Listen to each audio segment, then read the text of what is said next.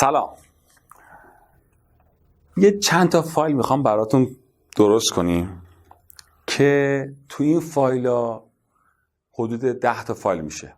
شما باید با ما همراه باشید و هر فایل رو به عنوان یه درس و به عنوان یه قانون خوب یاد بگیرید، تو زندگیتون عملی کنید، اجرا کنید. مستلزمش این میشه که یاد میگیرید چطوری به خواسته هاتون برسید.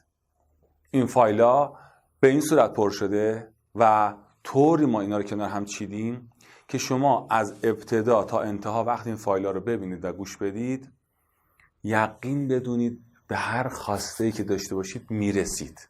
بی برو برگرد. الان امروز تو این جلسه اول که در خدمتتون هستم نکته‌ای که دارم این هستش: خواسته شما از این زندگی چی هستش؟ میخوام یه چیزی بهتون بگم که شاید خودتون حواستون نیست. ما هر کدوم که وارد این دنیا شدیم یک سری چیزهای خداوند برای ما تعبیه کرده. مثلا چی؟ مثلا یه خونه خیلی عالی و لاکچری خدا واسه ما کنار گذاشته. یه ماشین آخرین سیستم و یه ماشین قیمتی برای ما کنار گذاشته. یه درآمد خوب و عالی برای ما کنار گذاشته. یه همسر عالی برای ما کنار گذاشته. یه فرزند خوب برای ما کنار گذاشته. سوال الان تو ذهنت ایجاد شد: پس کوش؟ پس چرا ما نمیبینیم؟ یه قانونه، ندیدن دلیل بر نبودن نیست دوست عزیز. ما به شما میخوام یاد بدیم که بعد از این پروسه چشماتون باز بشه. خود خدا داره میگه که چی؟ ختم الله علی قلوبهم و علی سمعهم و علی ابصارهم. مهر کردیم دلاشونو، گوشاشونو، چشاشونو که درک حقیقت نکنن، نتونن ببینن. اگر نمیبینی تو به خاطر اینکه در فرکانس اون موضوع قرار نداری. 1. 2. به خاطر اینکه تو انرژی لازمی که بخوای نمایان کنی و ببینیش نداری. ما میخوام به تو یاد بدیم چطوری این انرژی رو کسب بکنی، چطوری به این خواسته برسی. خواستت چه فرکانسی داره؟ طول موج به این صورت هستش در راستای نگاه. به عنوان مثلا فرض کن یه رنگی، یه لاندایی داره. تو اگر چشمت اون فاز رنگی رو نداشته باشه اون رنگ رو نمیبینی. چشم شما مثلا مشکل داشته باشه بگی آقا این طول موج نمیتونم ببینم، اصطلاحا میگن کوررنگی داره، یعنی رنگا رو خوب تشخیص نمیده چون که فاز فرکانس رنگا رو تشخیص نمیده، نمیتونه ببینه. این بعد ظاهرشه. در بعد باطنش هم همینه. شما یه خواسته ای که داری یه فرکانسی داره.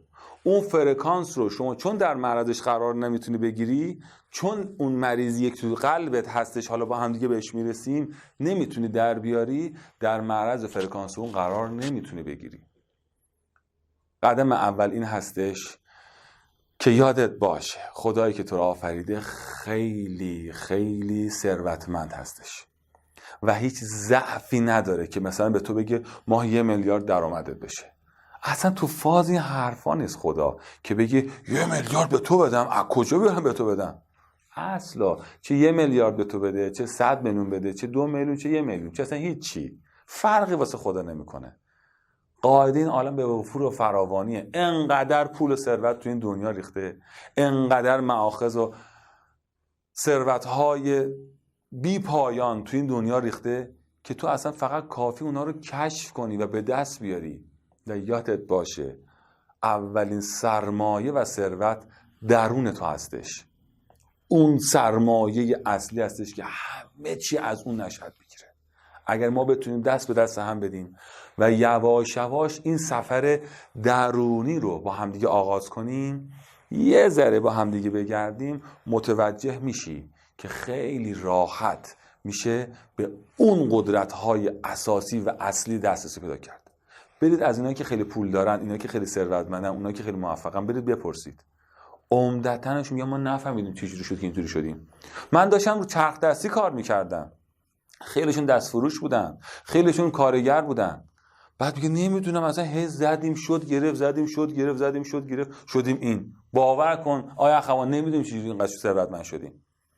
دوست من، یه قدرتی در درونشون بوده، اونها فقط به فقط اعتماد اون قدرته کردن.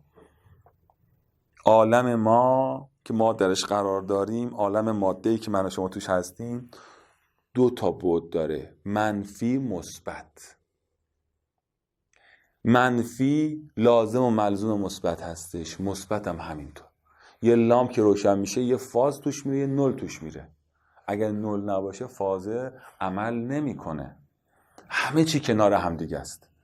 برید فازهای مثبت و منفی زندگیتون رو پیدا بکنید.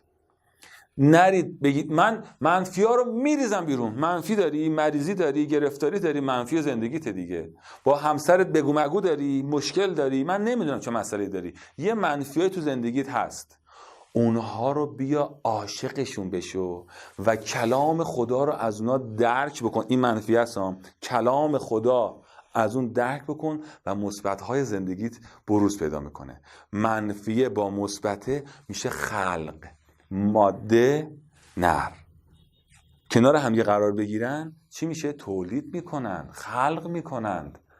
پس اگه دنبال این هستی که به خواسته های بزرگ زندگیت برسی، اولین قدم که بهت عرض کردم رو مد نظر قرار بده. 1، خودتو دست کم نگیر و زیاد بخوا، بزرگ بخوا، نترس، نگو خدا. تو اگه اینطوری بگی به خدا بی‌اعتمادی، خدا رو کوچیک کردی. با خواسته های کوچیکت لطفا خدا رو کوچیک نکن. خدا بزرگه و به خواسته های بزرگ خوب جواب میده. 2، منفی و مثبت های زندگی تو پیدا بکن که بشه خلق کرد، که اگر این خلق صورت بگیره زندگی تو به بهترین نحو جلو خواهد رفت. امیدوارم که در فایل های بعدی ما رو دنبال کنید تا بتونیم به اون منزل مقصود برسیم. یا علی مدد.